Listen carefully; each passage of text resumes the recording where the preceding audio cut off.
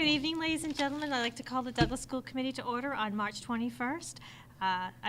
January 21st at 6:30 p.m. I'd like to read the Douglas Public Schools mission statement. The Douglas Public Schools offer a diverse learning experience that meet the academic, social, and emotional needs of all of our students. We provide a safe, supportive, and challenging learning environment in which students may achieve academic success and personal growth. Decisions are made in the best interest of our students. Please rise for the Pledge of Allegiance. I pledge allegiance to the flag of the United States of America and to the republic for which it stands, one nation, under God, indivisible, with liberty and justice for all. Thank you so much. I'd like to call our student representative, Trent Fragula, up.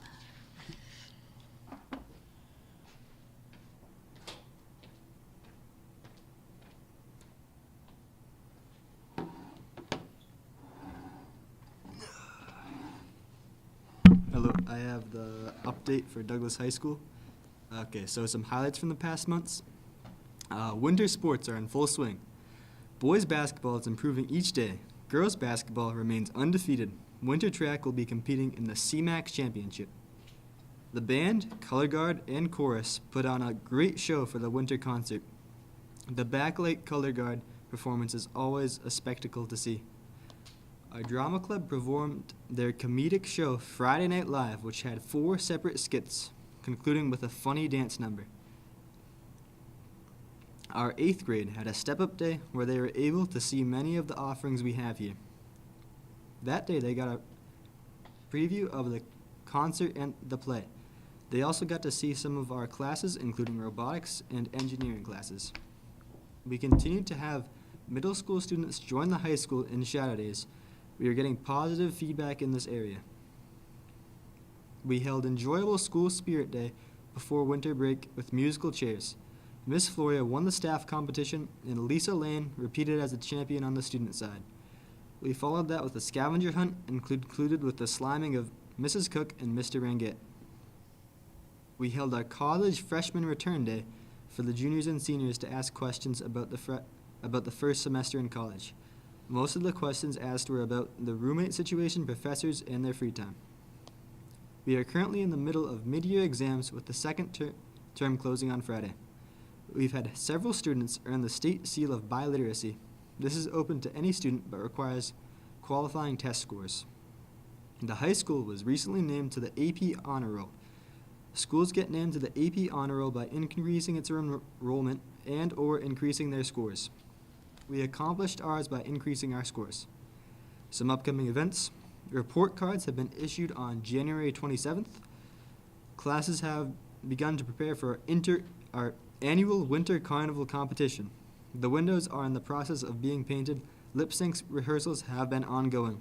We have our next MyCap session on Tuesday. The snowball dance is coming up on Friday, February 6th at 6:30 p.m. Possible snow day on Monday, but we'll wait for Dr. Vieira to announce that. Very subtle. I didn't write it. You didn't write it? Who's your speech writer?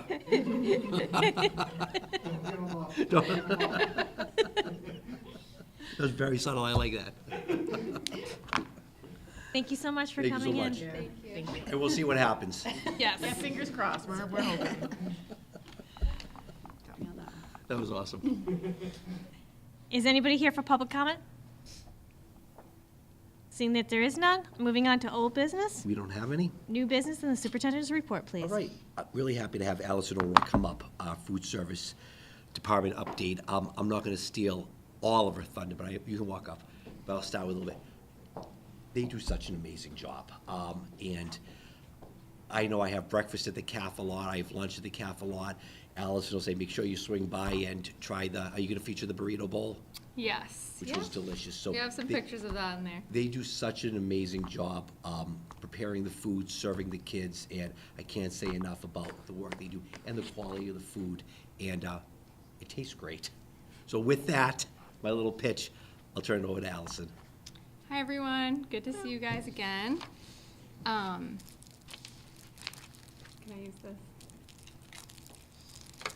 All right, so just a few food service updates. Last year, we introduced, I don't know if you guys remember, but we introduced local produce Thursdays. So we're continuing with that this year. We're trying to expand it a little bit and try, instead of just doing local produce, we're trying to incorporate some local items in our scratch cooked items that we offer. Purchasing local foods is an excellent way to encourage the students to eat seasonal produce and support local farmers. So I really love featuring it and kind of showing the students where our food's coming from. So whenever we have it on the line, I try to include what farm it came from or the farmer or where we sourced it from. It kind of just, promotes a little bit of conversation in the cafeteria instead of it just being about kind of like socializing with your friends. They do like to get involved a little bit and talk about it, so it is cool. And then some of the items that we featured this year so far is broccoli crowns from Bardwell Farm, salad greens from Little Leaf Farms, and roasted butternut squash from Plainville Farm. And going back to the Burrito Bowl, we are continuing with action stations. It was a huge hit last year. We expanded it a little bit, and you'll see some pictures on the next slide. But so far we introduced a baked potato bar. We sourced all of our potatoes locally from a local farm, so that was really cool. The students really liked that one. We did that at the middle and high school, I think in November.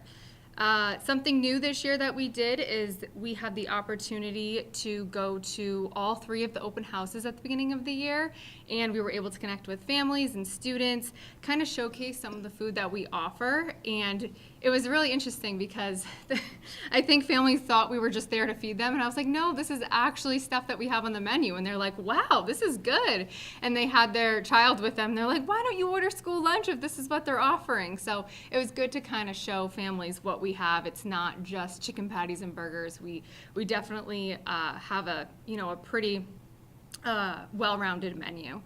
And then lastly, free school meals are continuing this year, and hopefully they continue for the foreseeable future. I have not heard anything about them stopping or anything like that. I know Massachusetts is the state that said that these would most likely be till the end of time, so hopefully that continues. If there is an update on that, though, we'll definitely let you guys know.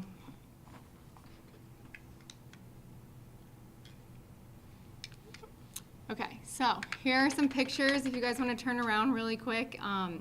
This is the photos from Build Your Own Baked Potato, and then that is also photos from the Burrito Bowl, which we just had this month as our action station. Like I said, the baked potatoes were sourced locally, and our ground beef was sourced locally for the baked potato bar, and then a few of our produce items were sourced locally too for the Burrito Bowl. And we make it interactive. We want the students to talk to us, tell us what they like. We try to replicate a lot of the things that Chipotle offers for the Burrito Bowl. So we replicated their Chipotle honey vinaigrette. Students loved that. I loved that. I could drink it. So good. Not less exciting, but numbers. I wanted to include a slide showing us meal participation versus December of last year to this year. So based on the chart right here, you can see that our breakfast participation has gone up pretty significantly. It's gone up about 5%. So it was 29% in December 2024 and 34% in this year. So in December 2025. So I think what contributed to that is us advertising it more, and we also offer second chance breakfast at the middle and high school.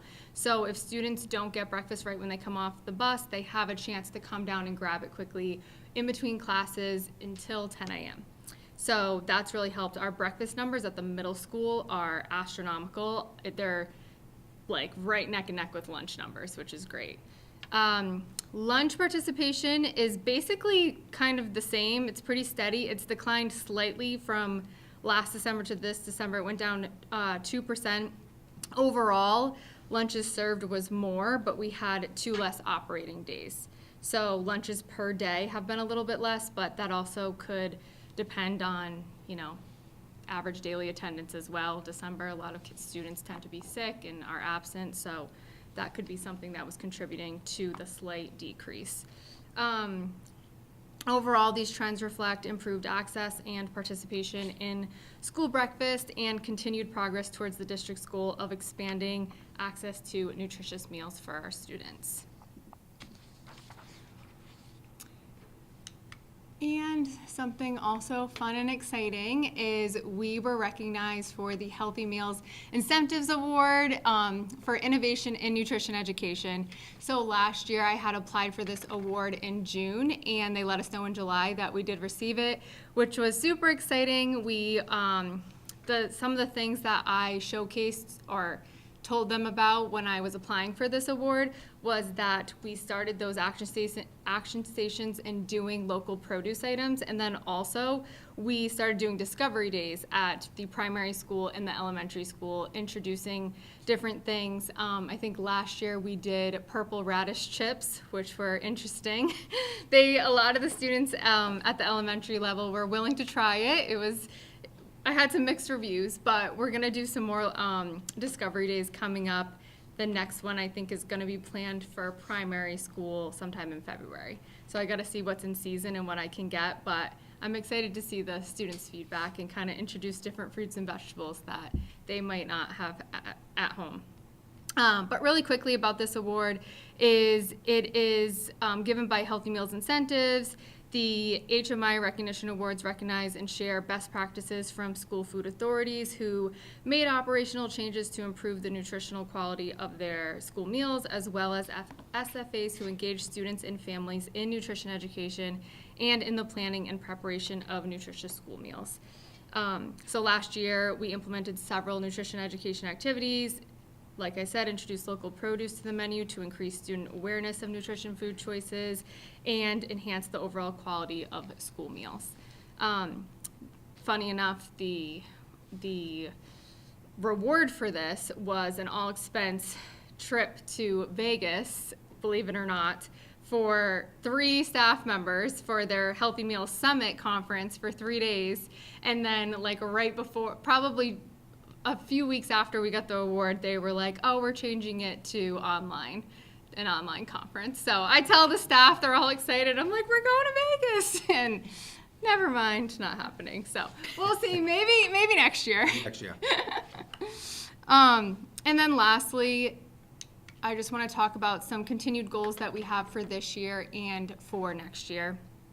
So a couple of things we're working on is assessing capital planning to create a plan to prioritize future needs, such as updating equipment, and then down the line, possibly replacing the serving line here at the high school. Research and apply for equipment grants that will assist with expanding the school lunch program. Review staffing schedules to ensure they align with the daily operational needs of each school. We want to review the second meal pricing structure to ensure it reflects current inflation. So as you know, all meals are free for their first meal, but if a student were to come up and grab a second meal, they are charged for that.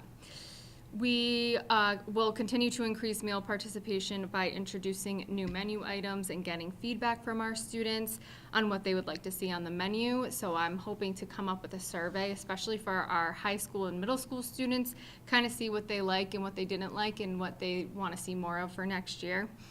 Implement monthly educational lessons during lunchtime that involve taste testing new recipes, introducing local produce, teaching students where our food comes from and how it benefits them in their daily activities. And of course, continue to build rapport and relationships with the building principals, staff, and students to offer the best service and nutrition to students at Douglas. Thank you. Does anyone have any questions? Not so much a question, more of a statement. So first off, this is one of my favorite presentations that I look forward to every year. I love what you're doing with the school lunch program. And I've said this before, I'm going to probably say it again, so I apologize for repeating myself, but the school lunch calendar is my school calendar, right? So it's on the fridge. I know when school days are off, like totally forgot about the day, that Friday before the long weekend, you know, before Martin Luther King Day. And I was like, holy crap, like it is the center of our school world, right? So I'm constantly looking at it. And so it's that important, and I can't imagine that's unique to me. Also, it's one of the few things. I asked the kids how school is, and they're like, it's good. It was bad. I hate school. I love school. Like, you don't know what's going to happen. But I can ask them that pointed question, like, what do you have for lunch? And then it kind of, from there, it launches off. So we'll talk about the barbecue ribs, right, which was a couple days ago. And one of my kids liked the bread, and the other kid only ate the ribs, but then we're talking about other stuff that they tried. So it really is, it creates that social aspect, not only of them breaking bread with their classmates, but that they bring that home with them. And then they start, once you get the kids talking, they'll talk about just about anything.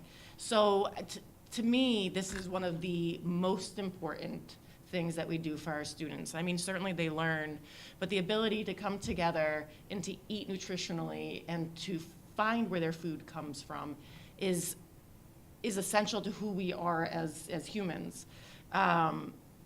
Also, I loved what you did in the back to school nights. First of all, I was starving. I was like, who is this queen serving me food right now?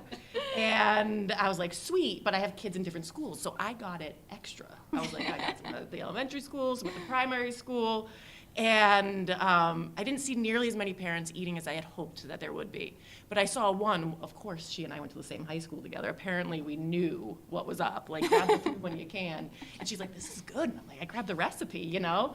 And it really kind of made it more of a, I would say, a well-rounded family moment. And my kids saw me eating it, right? So I think that's another important lesson. Like, oh, mom's eating it, right? She's trying something she's never tried before. So that's the idea, right, is to mirror. And I look forward to hearing all of the new stuff, right? You guys have to text me when the burrito bowl is. I'm going to sneak in and try it if I'm home, because you guys talked about it last year. That's good. It's pretty cruel, actually. Like, I don't know, it's like dinner time, and we don't have it tonight, so I'm going to have to sneak here during the day and get it. So thank you. That's a very long-winded way of saying thank you. Thank you very much for expressing that. I do appreciate it, and I honestly can't do it without the staff, so they really make it possible. And they're so receptive, too, for my ideas. Sometimes it takes a little bit, but they're always really good about it as well, so thank you. And I love the idea of a second chance lunch. Breakfast. Breakfast, sorry. Second chance breakfast, yes. Yeah.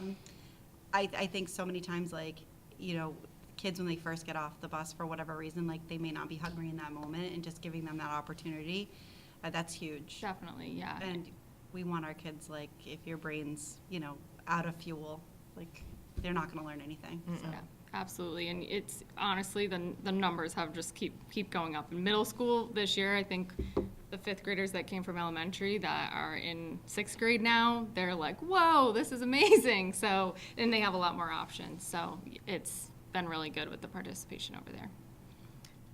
And I'll just reiterate, Allison, I appreciate everything, you coming in and just like looking at everything with a new set of eyes, and just the approach of finding the local source farmers, right? Introducing new things, like to reiterate what we all said. I just love it. I love the presentation. I don't do the burrito bowl. I don't like Mexican. But I love the fact that there's opportunities, right? So I really do appreciate it. Congratulations on winning the award and then celebrating with your staff. Unfortunately, I'm sorry you couldn't go to Vegas. That's okay. We're going to apply again for next year. So, but I appreciate it. Thank you so much for coming in on this cold night. No, of course. Thank you guys Allison. so much. you.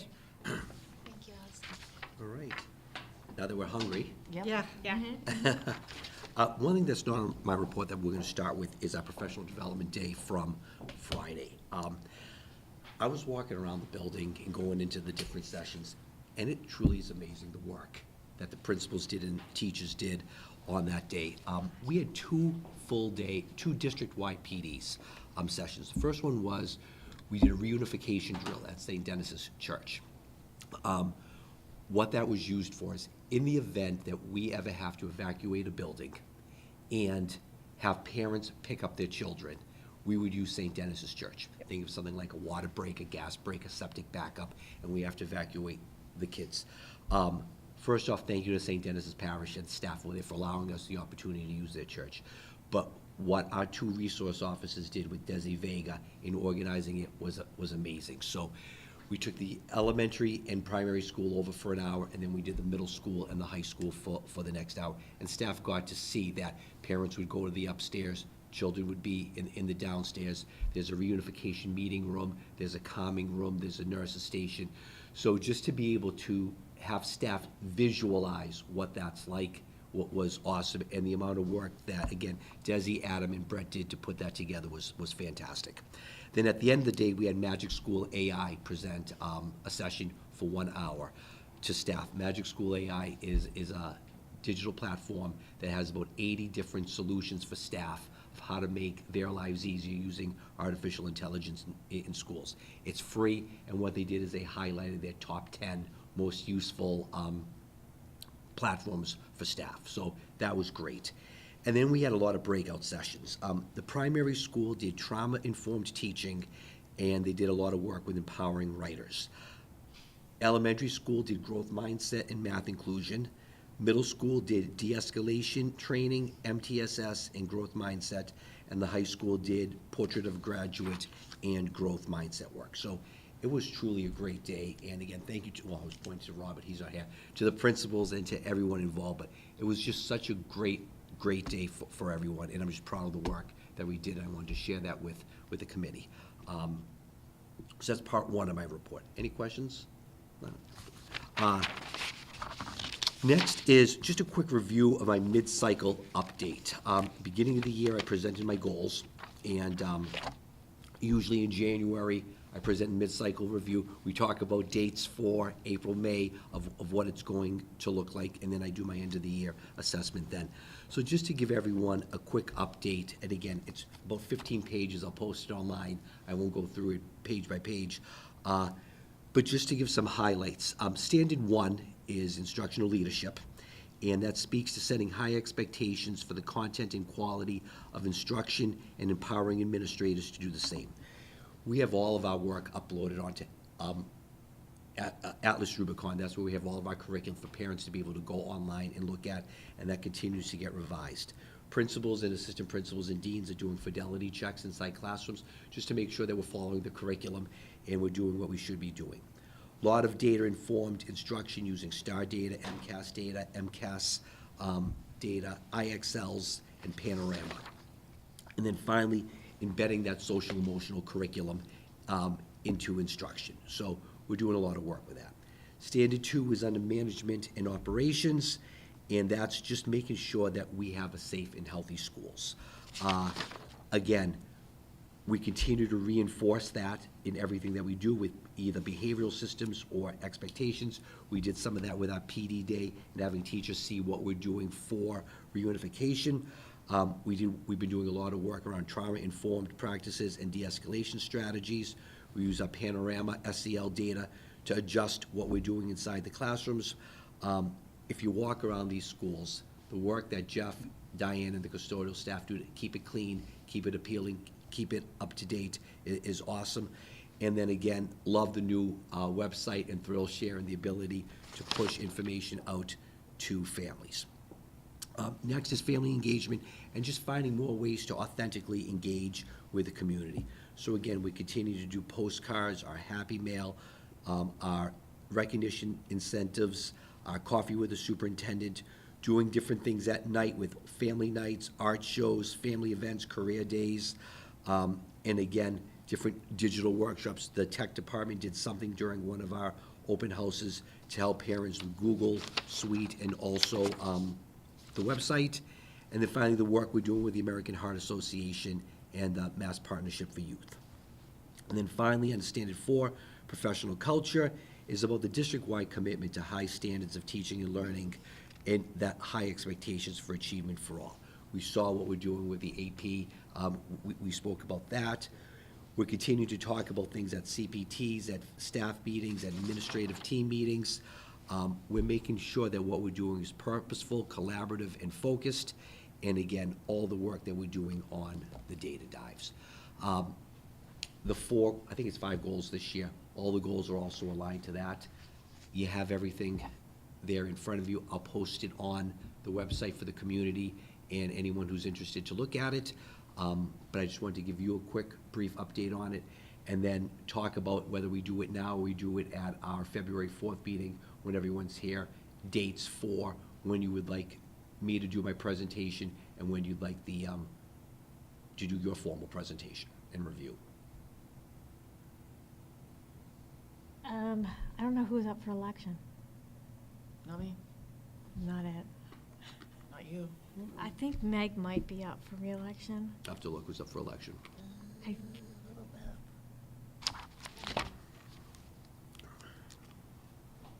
Can we Google it? she might be too. So I know someone has elections, so we'd be looking in April. April, we'd have to do it. So, So we either have the 1st or the 15th.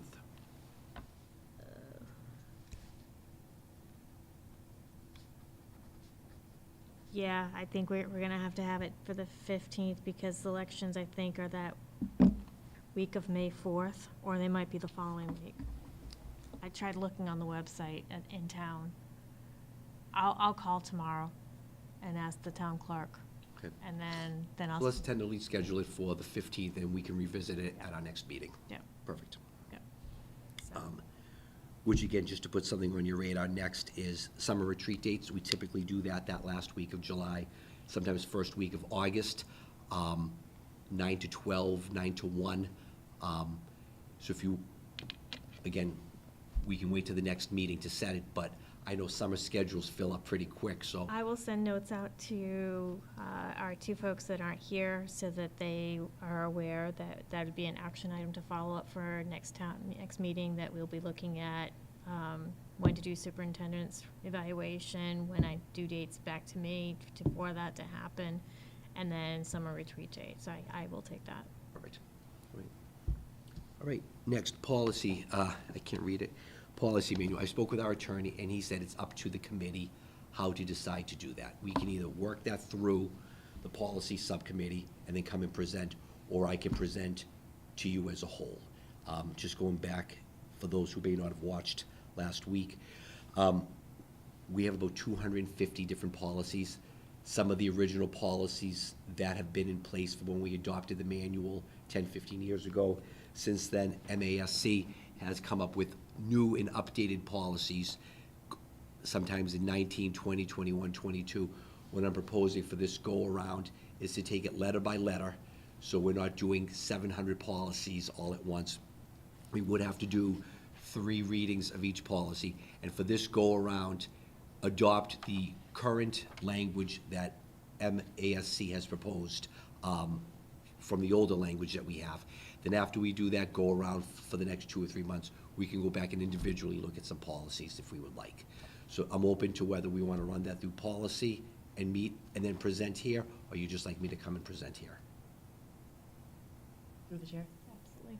So, if I'm understanding this correctly, even if it runs through a subcommittee on policy, those readings still then have to come to us? Correct. So, especially where it looks like we're just going to be, for the most part, we expect adopting what the MASC. That would be my recommendation. So, it would seem redundant to go through a subcommittee that would then have to come here and present versus just getting the readings over, and if there's any issues, then it could be sent to subcommittee, right? Correct. I agree, because we're on that subcommittee. Who is? Oh, me. Yeah. I knew that. So, perfect, excellent. So, yeah, we want you to do it. Through the chair, I think I mean, do you have a preference? Because that sounds logistically like it makes the most sense. I think it would, again, I don't want to circumvent the policy subcommittee, but it would make more sense, since we're just adopting, for We're us to say, adopting mass. here is the original policy that we had circa 2015, here's the updated policy that MASC has recommended, 22, here are the differences, and then just do that for A and B for 3 weeks, then C and D, then E and F, then G and H, and then get through the end. I don't even think we have to do a comparison because it's mass law. Some of it is, some of it may not be, but just for at least for the transparency of people seeing what we're switching to and from. Through the chair. So, but we wouldn't have to read the old one, because then that's double reading, right? The new reading would just be the new one. Correct. Okay, and if there's any issues, say all of a sudden we all disagree, and we could then send it to subcommittee. Correct. To work through it. Okay, sounds good to me. Okay, perfect. One last thing. I know. All right, I'm trying to make it easy. Motion to approve? Yeah.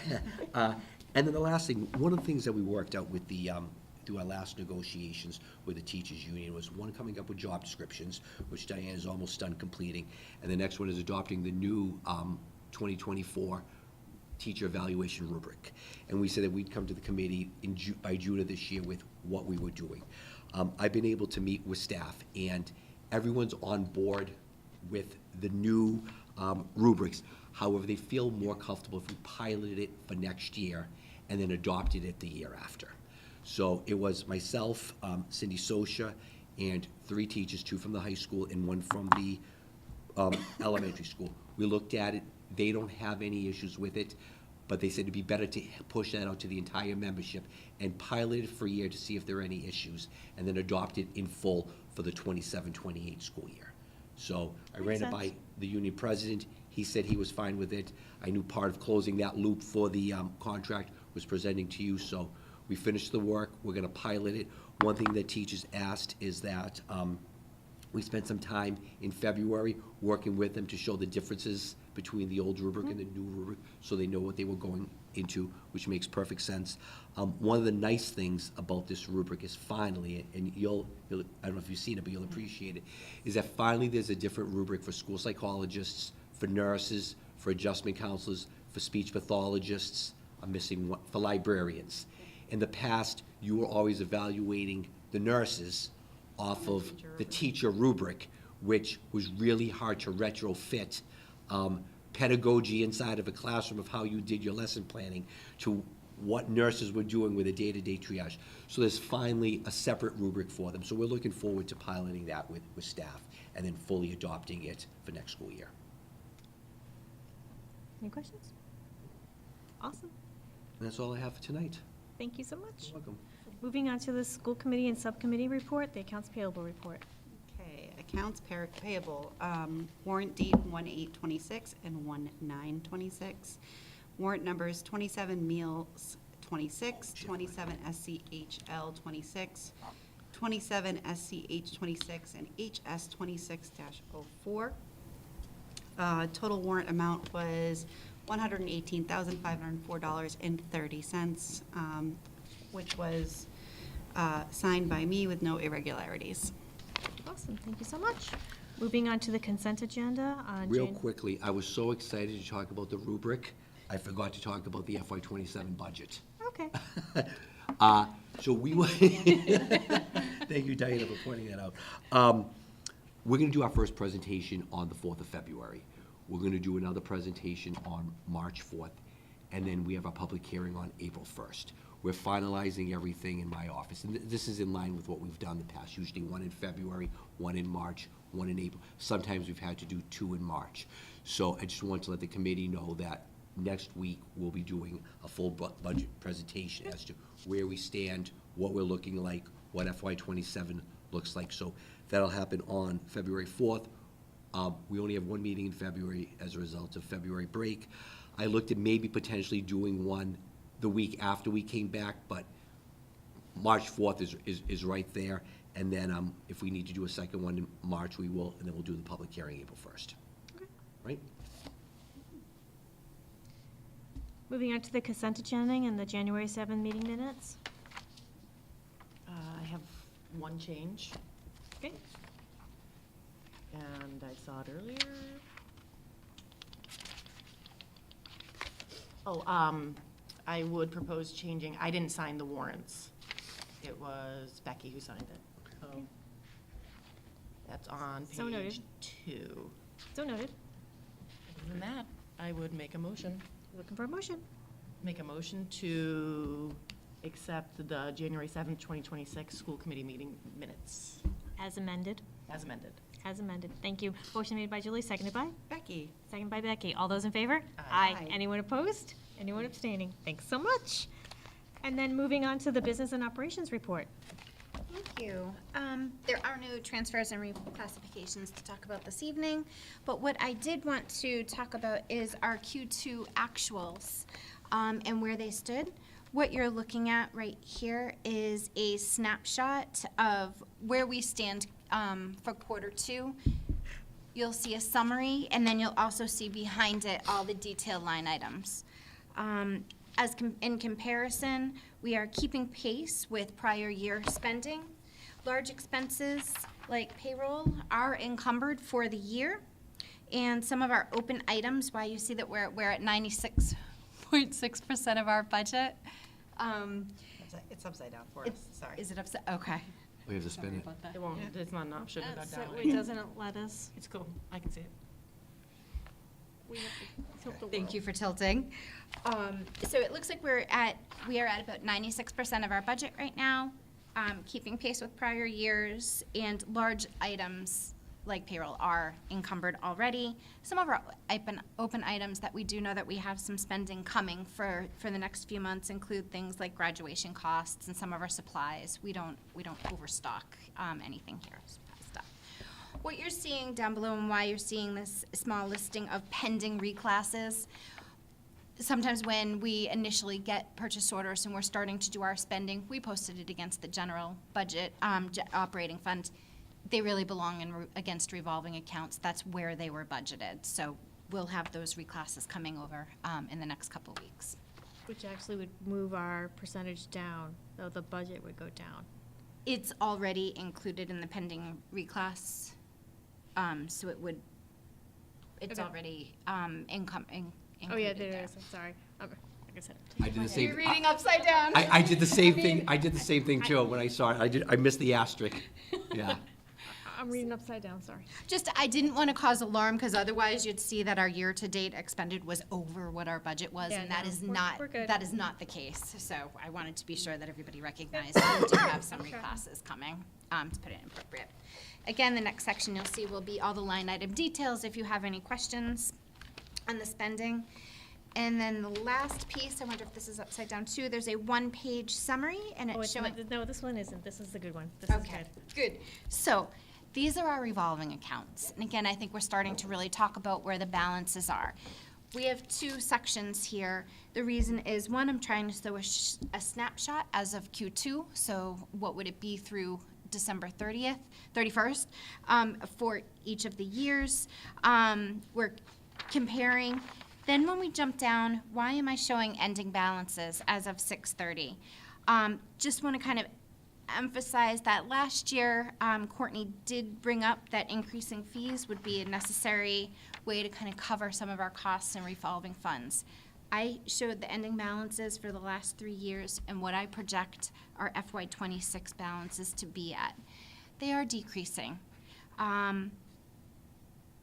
Funding is not keeping pace with our growing expenses, and we're trying to show this as, you know, with the funding not keeping pace, with the expenses really skyrocketing with inflation, there will be a diminished impact on the FY27 budget. So we're just trying to kind of show some projections out there with some of our revolving funds, so we can have this, this will be a topic of discussion going forward over the next couple of months. Are there any questions? I can answer them. That was what I had this evening, so thank you. Thank you. Any topics not anticipated? Be looking for a motion. I'll make that motion to adjourn this meeting. Motion made by Julie, seconded by Becky. All those in favor? Aye. Anyone opposed? Anyone abstained? Thank you all. Have a good evening. Thank you. See Have you a good February night. 4th. Thank you.